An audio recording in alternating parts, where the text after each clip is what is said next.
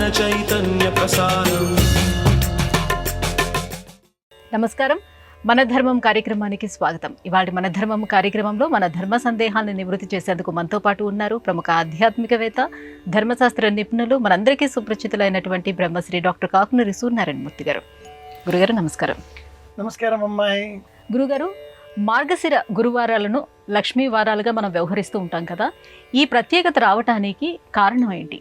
లక్ష్మీవారం అన్న పేరిట గురువారాన్ని సంబోధించే ఏకైక మాసం మార్గశీర్షం. క్రమేణా ఈ గురువారాలని లక్ష్మీవారాలుగా పిలిచే అలవాటు అనేక ప్రాంతాలలో సంవత్సర కాలం అంతా కూడా ప్రస్తుతం వ్యాపించి ఉన్నది.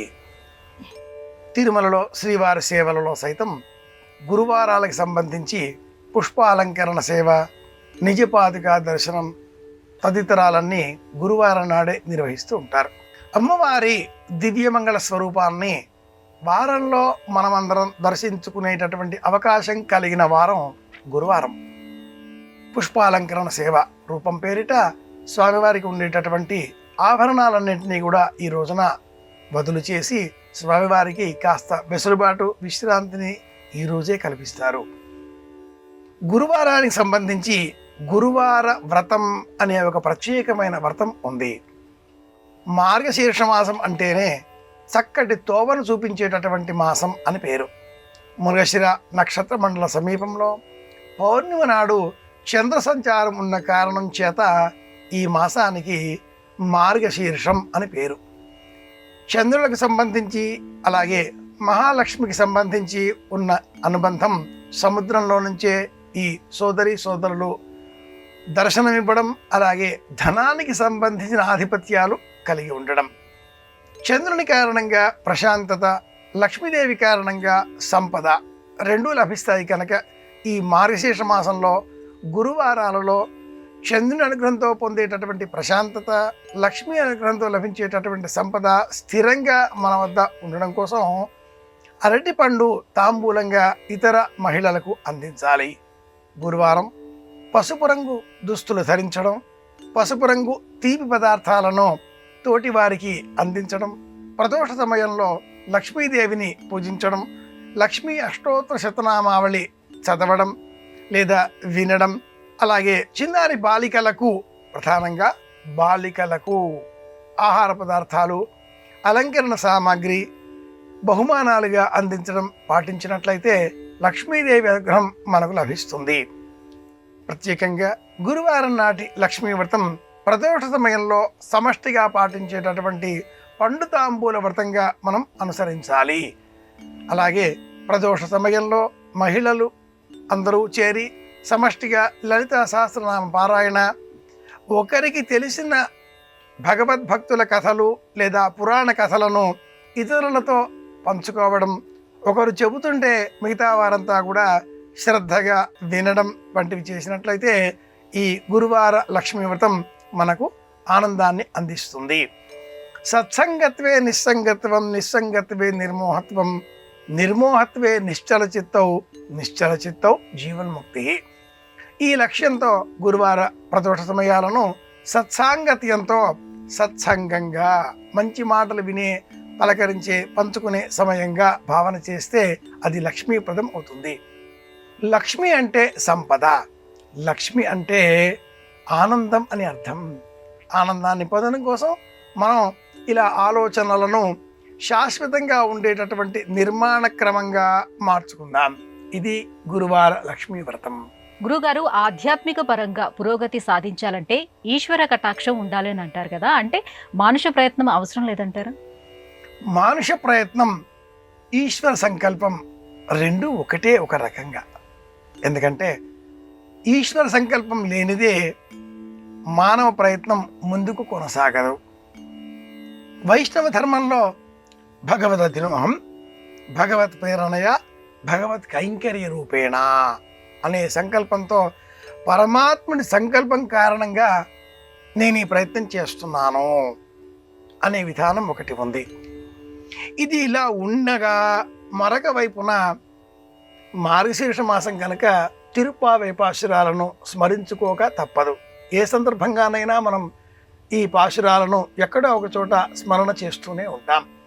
ఈ తిరుప్పావై పాశురాలలో ప్రత్యేకమైన ఒక అంశం ఉంది. మానవ ప్రయత్నం కూడదు. షడ్వార్తల పేరిట భగవద్ రామానుజులకు ఒక గొప్ప వృత్తాంత సన్నివేశాన్ని వైష్ణవ ధర్మం సూచిస్తుంది. ఆళ్వారులలో గురు మార్గంలో షడ్వార్తల విశేషం ఒకటి ఉన్నది. ఈ 6 వార్తలలో ఒకటి స్వప్రయత్నం కూడదు. మనము ఏ ప్రయత్నము చేయకూడదు. భగవంతుడి సంకల్పం కారణంగానే మనం ఈ పనులన్నీ చేస్తూ ఉంటాం అనే తాత్పర్యం. కానీ అన్నీ భగవంతుడే చేస్తాడులే అని మనం కూర్చుంటే ఎలా? స్టవ్ వెలిగించి గిన్నెలో బియ్యం పోసి నీరు పోసి ఆ తదుపరి మూత పెడితే అన్నం సిద్ధమవుతుంది. అలా కాకుండా స్టవ్ని చూస్తే వెలుగుతుందా? గిన్నె ఇలా అంటే వచ్చి స్టవ్ మీద ఉంటుందా? బియ్యం పోసేసి నీళ్లు తాగేసేసి కాస్త ఎగిరితే గెంతితే కడుపులో బియ్యం అన్నంగా మారుతాయా? ఇవన్నీ స్వప్రయత్నాలు కదా, మన ప్రయత్నం కాదు అని కాదు, భగవత్ సంకల్పము అని కాదు, మన ప్రయత్నం కూడా కొంత ఉండాలి. ఈ విషయాన్నే గజేంద్ర మోక్షణ కథలో నిజానికి అల్లరి చేసింది, గొడవ చేసింది, ఇబ్బంది కలిగించింది ఏనుగు. నీటిలో మొసలి తన ఇంట్లో తానున్నది, ప్రశాంతంగా ఉన్నది, మడుగులో అడుగున ఉన్నది. అడవిని విధ్వంసం చేసి జలవనరులను విధ్వంసం చేసి మడుగులోనికి కాలు పెట్టి అన్ని ఆడ ఏనుగులు తన ఎంట వస్తున్నాయి అనేటటువంటి మదగర్వంతో ఈ గజేంద్రుడు ఆ మడుగులో ఉండే నీటిని తొండంతో పీల్చి విరజిమ్మి విధ్వంసం సృష్టిస్తే పరమాత్ముడు గజేంద్రుడిని రక్షించాడు, మొసలిని ఖండించి. ఈ వృత్తాంతంలో స్వప్రయత్నం ఏమున్నది, లేదా మానవ జీవ సంబంధంగా ఆలోచన ఏమున్నది అనేటటువంటి విశ్లేషణ చేస్తే గజేంద్రుడిని రక్షించి తిరిగి గజేంద్ర రూపంలో, కానీ తన ధర్మాన్ని తాను అనుసరించి తన ఇంటిని కాపాడుకునే ప్రయత్నంలో అసువులు కోల్పోయిన ఆ మొసలికి వెంటనే మోక్షం ప్రసాదించాడు. హుహు అనే పేరు గంధర్వుడు శాపవశాత్తు మొసలిగా ఆ మడుగులో ఉన్నాడు. స్వప్రయత్నం కూడదు, కానీ స్వప్రయత్నం ఉంటేనే భగవంతుడి కరుణ ఇది అని తెలుస్తుంది. రెండూ ఉండవలసినవే అని తెలుసుకుందాం. గురువుగారు, చాలా రకాల తులసి మొక్కలు నర్సరీలో మనకు కనిపిస్తూ ఉంటాయి కదా, అయితే ఏ రకమైనటువంటి తులసి మొక్కను ఇంట్లో పెంచుకోవాలి? నలుపు రంగులో ఉండే తులసి మొక్క కృష్ణ తులసి. అలాగే లేత ఆకుపచ్చ రంగులో ఆ దళం కాస్త పెద్దదిగా ఉండి నిలువుగా నిటారుగా పొడవుగా ఎదిగేటటువంటి మొక్క లక్ష్మీ తులసి. కృష్ణ తులసి, లక్ష్మీ తులసి ఈ రెండింటిని ఇండ్లలో పెంచుకోవచ్చు. ఇవి కాక అడవి తులసి, రామ తులసి, శ్రీ తులసి ఇలా 5 విధాలుగా తులసి మొక్కలు మనకు లభిస్తూ ఉంటాయి. ఇందులో శ్రీ తులసి ఒక మహావృక్షం పరిణామంలో కూడా పెరుగుతుంది. అంత పరిమాణాల్లో కూడా మనం ఈ మొక్కను చూడవచ్చు. అడవి తులసి చిక్కగా దట్టమైనటువంటి పొదలలో అడవులలో తరచుగా కనిపించేది. గృహాలలో ఇది పెంచుకునే ఉపయోగం అంతగా ఉండదు. సమస్త వ్యాధులకు తులసి ఔషధం. అందులోనూ కృష్ణ తులసి నలుపు వర్ణంలో ఉండేటటువంటి చిన్నగా ఉండేటటువంటి ఘాటైన వాసన కల చిన్న చిన్న దళాలు వచ్చే, అలాగే తులసి గింజలు కూడా చాలా చిన్న పరిణామంలో దళంగా కనిపించేటటువంటి కృష్ణ తులసిని ఇంటిలో పెంచుకున్న ఎడల ఆ ఇంట్లో ఉండేటటువంటి వారికి ఏ విధమైన వ్యాధులు కలగవు. మరణాసన్న వేళలో జీవుడికి ఉత్తమ లోకాలు లభించే నిమిత్తమే తులసి తీర్థం మనం వినియోగిస్తూ ఉంటాం. ఈ తులసి తీర్థం వినియోగించడంలో అంతరార్థం ఏమిటి అంటే, ఆ తులసి తీర్థం సమస్త వ్యాధులకు దివ్య ఔషధం. తులసి తీర్థం స్వీకరించిన అనంతరం అనేక మార్లు అలా శయనించి ఉన్న లేక మరణాసన్న వేళలో ఉండే ఆ వ్యాధి పీడితుడు లేచి కూర్చుంటాడు, వ్యాధి నయమవుతుంది. ఈ దృష్టాంతాలు కూడా అనేకం ఉన్నాయి. అలాగే ఇట్లాంటి అరుదైన సందర్భాలలో కూడా కృష్ణ తులసిని సామాన్యంగా వినియోగిస్తూ ఉంటారు. వేసవి కాలంలో లక్ష్మీ తులసి, సీతువు అంటే చలికాలంలో కృష్ణ తులసి, వీటిని ఆహార పదార్థాలుగా కూడా అంటే నీటిలో నానబెట్టి ఆ నీటిని సేవించడం ద్వారా కూడా వ్యాధులను తొలగించుకోవచ్చు. ఈ రెండింటిని ఇంట్లో పెంచుకుంటే ఏ దోషము లేదు. గురుగారు, వాస్తుశాస్త్రం ప్రకారం ఇంట్లో బ్రహ్మస్థానానికి చాలా ప్రాధాన్యత ఉంది అని అంటారు. బ్రహ్మస్థానం అంటే ఏమిటి? ఇంటిలో శంకువు ఏర్పాటు చేసేటటువంటి చోటు బ్రహ్మస్థానం. ఇంటిని నవథా విభజ్య 9గా విభజించి పునః నవథా విభజ్య మరి 9 విధాలుగా విభజించినప్పుడు ఆ ఇంటి మండలంలో వాస్తు పురుషుడు బోర్లా వీపు పైకి కనిపించే విధంగా కాళ్ళు ముడుచుకొని పరుండినటువంటి చిత్రాన్ని మనం గమనించవచ్చు.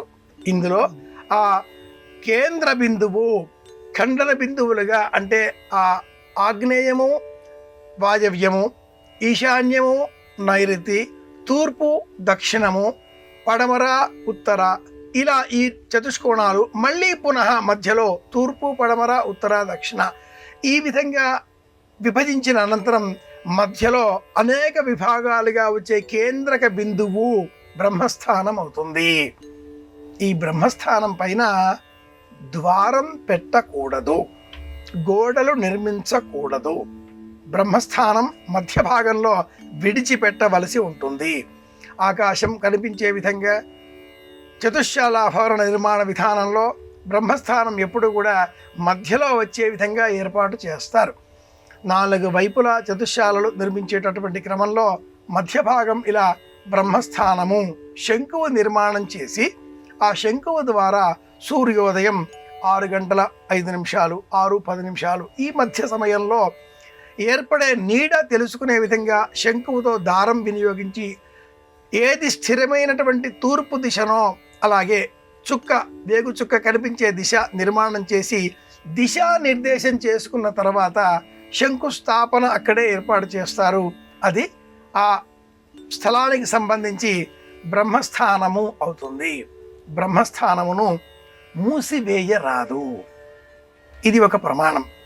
మానవ దేహంలో కూడా ఇలా బ్రహ్మస్థానము శిరస్సు పైన ఉండేటటువంటి శిఖ, నాభి తదితరములు వీటిని కూడా మూసివేయరాదు అనేటటువంటి శాస్త్ర ప్రమాణాలు కూడా అనేకం ఉన్నాయి. శిఖ భాగం పైన కాసింత పొడవుగా జుత్తు పెంచి ముడి వేసుకుని స్నానం చేసే సమయంలో ఆ ముడిని తొలగించి నీటితో తడిపి పిదప మళ్ళీ ముడి వేయడం ఒక ఆచారం. దేహానికి బ్రహ్మస్థానము నాభి శిఖ, ఇంటికి బ్రహ్మస్థానము మధ్యలో ఉండేటటువంటి భాగము. కేంద్ర బిందువులుగా కేంద్రకములుగా గరిమనాభి స్థానాలుగా చెప్పేటటువంటి ఈ కేంద్రాలన్నీ కూడా శక్తి కేంద్రాలు, అయస్కాంత క్షేత్రాలు. విశ్వమంతా ఆవరించి ఉన్నటువంటి వెలుగు కిరణాలను ఈ కేంద్రాల ద్వారా దేహం గృహం స్వీకరించి శక్తిమయం అవుతాయి. అందుకే ఇల్లు శక్తిమయం, దేహం కూడా శక్తిమయమే. గురుగారు, ఆపస్తంభుడు అంటే ఎవరు? పితృకార్యాలలో ఆపస్తంభుడికి ఉన్నటువంటి ప్రత్యేకత ఏంటి? ఆపస్తంభుడికి పితృకార్యాలకు సంబంధం అనేది ఒకటి అని చెప్పలేం. ఆపస్తంభుడు ఒక ఋషి, వేదాన్ని అనుసరించి జీవిత విధానాన్ని జీవన గమనాన్ని సూత్రాల ద్వారా అందించిన మహానుభావుడు. ఈ సూత్రాలు 4 విధాలు: వేదం, బ్రాహ్మణం, ఉపనిషత్తులు, ఇతిహాసాలు, పురాణాలు, శాస్త్రాలు, కావ్యాలు, నాటకాలు, ఇలా సాహిత్యమంతా ఒక క్రమంలో ఉన్నప్పుడు వేదాల అనంతరం స్మృతులు, శృతులు, పురాణాలు ఈ క్రమంలో ఈ శాస్త్ర గ్రంథాలు సూత్ర వాంగ్మయం పేరిట వెలువడ్డాయి. సూత్రములు అని వీటికి పేరు. ఎవరు ఏ విధంగా ప్రవర్తించాలి, ఎవరు ఏ పని చేయాలి, ఎక్కడ ఎలా ఉండాలి, ఎప్పుడు టీ తాగాలి, ఎప్పుడు టీ తాగకూడదు, ఎప్పుడు మాట్లాడాలి, ఎప్పుడు మాట్లాడకూడదు, కాలిపైన కాలు వేసుకోవచ్చా, ఈ కాలు నాదే ఆ కాలు నాదే, నా కాలిపైన నా కాలు వేసుకున్నాను ఏమిటి తేడా, ఇలా మాట్లాడే వాళ్ళందరికీ కూడా ధర్మశాస్త్రం అనేక సూత్రాలు బోధిస్తుంది, కన్నెర్ర చేస్తుంది. ఇలాంటివన్నీ కూడా సూత్రాలలో ఉన్నాయి. ఇవి 4: శ్రౌత సూత్రం, ధర్మసూత్రం, శుల్బసూత్రం, గృహ్యసూత్రం. ఈ 4 సూత్రాల మార్గాలను 18 మంది బోధించారు. ఈ 18 మందిలో ఆపస్తంభుడు ఒకడు. ధర్మసూత్రం, సూత్రాలు బహువచనంగా చెప్పుకున్నప్పుడు అనేకములైన ధర్మ సందేహాలు, ధర్మ సూక్ష్మాలు ఈ ధర్మసూత్ర గ్రంథాలలో చెప్పబడ్డాయి. 18 మంది వీటిని బోధించారు. శుల్బ సూత్రాలు స్ట్రక్చరల్ ఇంజనీరింగ్, కన్స్ట్రక్టివ్ యాక్టివిటీస్, హోమశాల, ప్రాజెక్టులు, బడి గుడి నిర్మాణాలు ఇందులో వస్తాయి. అలాగే శ్రౌత, గృహ్య ధర్మ మార్గాలు. వీటిలో ఆపస్తంభుడు ధర్మసూత్ర సంబంధంగా చెప్పే విషయాలలో శ్రాద్ధ పరంపరలకు సంబంధించిన సందర్భాలు అనేకం రావడం చేత ఆపస్తంభుడు శ్రాద్ధ కర్మలు అనేటటువంటి లౌకికమైన మాట ఒకటి మిగిలింది. బోధాయనుడు, సత్యాషాఢి, గౌతముడు, వశిష్ఠుడు, వామదేవుడు, ఆశ్వలాయన మార్గంలో అనేకులు జాబాలి, కశ్యపుడు ఉండగా యజుర్వేద సంబంధిత మార్గంలో ఈ హిరణ్యకేశి అలాగే ఇంకా పలువురు ఉండగా వారిలో ఒకడు ఆపస్తంభుడు. ఇతడు చెప్పిన సూత్రాన్ని అనుసరించి ఈనాటి కాలంలో ధర్మసూత్రాలలో ఉండేటటువంటి అంతరార్థ మార్గాన్ని పాటిస్తూ శ్రాద్ధ కర్మలను ఆచరించడం మనం గమనించే అంశం అవుతున్నది. గురుగారు, తుంబురుడు, నారదుడు సంగీత కళకు ఎంతో ఖ్యాతిని ఆపాదించి విస్తృతమైన వ్యాప్తిని చేకూర్చారు కదా. సంగీత కళ నేపథ్యంగా తుంబుర, నారదుల యొక్క ప్రాధాన్యాన్ని ఎలా విశ్లేషించుకోవాలి? గానమాత్సర్యం అనే ఒక సంవాదాన్ని తెలుగు కావ్యాలలో మనం చూడవచ్చు. పింగళి సురనామాచ్యుడు రచించినటువంటి కళాపూర్ణోదయం అనే కావ్యంలో తుంబుర నారద గానమాత్సర్యాన్ని విశ్లేషణాత్మకంగా ఒక కథగా ఈ కావ్యం బోధిస్తుంది. భైరవ ద్వీపం అనుకుంటాను, బహుశా ఒక చిత్రంలో కూడా ఒక గానం, ఒక పాట ఉన్నది, శ్రీ తుంబుర నారద సంవాదము అనే పేరిట. ఈ వృత్తాంతం, ఈ కథ నేపథ్యం ఏమిటి అంటే, తుంబురుడు గాన విద్యలో కౌశల్యం కలవాడు.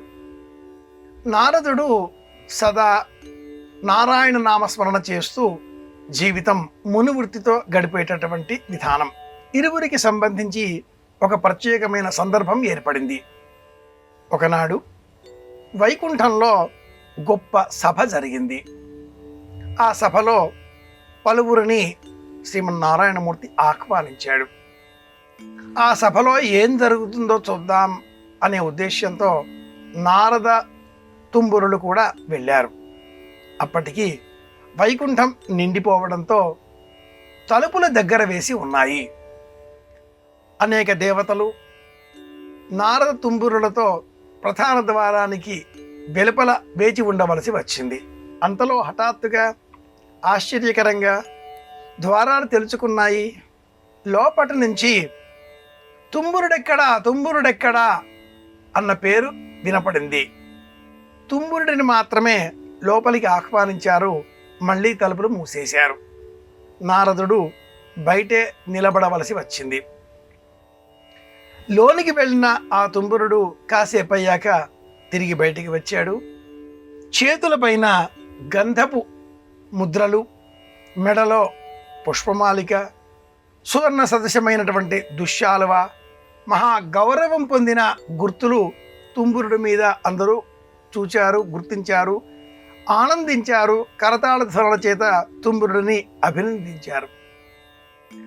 ఈ సన్నివేశాలన్నీ నారదుడికి భయంకరమైన అసూయను పెంచాయి. తుంబురుడి వద్ద ఉండేటటువంటి వీణ పేరు కళావతి, నారదుడి వద్ద ఉండే వీణ పేరు మహతి.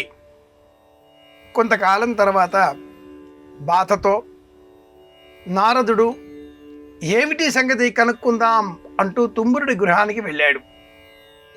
తుంబురుడి గృహానికి వెలుపలే తుంబురుడి వీణ కనిపించింది, కళావతి. నారదుడు ఆ వీణను ఇలా మీటగా ఆ వీణ అత్యాశ్చర్యకరంగా అద్భుతమైన మూర్ఛనలు పోయింది. రాగం విస్తరిల్లింది. ఆ ఆలాపనలతో నారదుడు ఆశ్చర్యపోయి ఈ వీణకే ఇంతటి శక్తి ఉన్నది, ఈ వీణను వినియోగించి తుంబురుడు చేసే గానం అందుకే అంత అద్భుతం అని తెలుసుకొని శ్రీమన్నారాయణమూర్తికై నారదుడు తపస్సు చేశాడు అని ఆ మాత్సర్యం వివరిస్తుంది. విద్య ఉన్నది కదా అని గర్వించరాదు ఇందులో ఉండే నేపథ్యం. తుంబురుడు గుర్రం మొహం కల గంధర్వ రూపం. యక్ష, గంధర్వ, కిన్నెర, కింపురుషాదులలో కింపురుషులకు గానకళ సహజంగా వచ్చేటటువంటి విద్య కనుక ఈ పురాణ కథల ద్వారా సమాజానికి సనాతన ధర్మం బోధించే ధర్మం ఏమిటి అంటే అహంకరించరాదు. విద్య ఎంత ఉన్నా ఇంకా తెలుసుకునే ప్రయత్నం చేయాలి. సాటివారి కంటే నాకు ఎక్కువ వచ్చు అని విర్రవీగరాదు. నాకెవరూ పోటీ లేరు, నేనెవరికీ పోటీ కాను, నేనే మొదట కదా, నా తర్వాతే అందరు కదా అని మాట్లాడడం సంపూర్ణమైన అహంకారానికి పరాకాష్ట.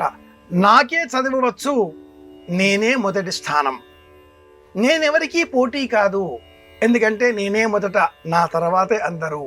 ఇలాంటి అహంకారపూర్వపు మాటలు ఉపయోగకరమైనవి కావు, విద్య అహంకారానికి దారితీసేవి అని ఈ వృత్తాంతం మనకు బోధిస్తుంది.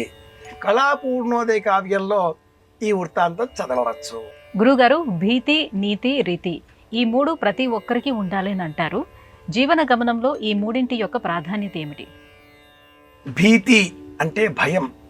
ధర్మాచరణలో ఏదైనా పొరపాటు మన చేత దొరలినట్లయితే అందువల్ల వచ్చే ప్రమాదం ఏదైనా ఉందా? ఇది భీతి.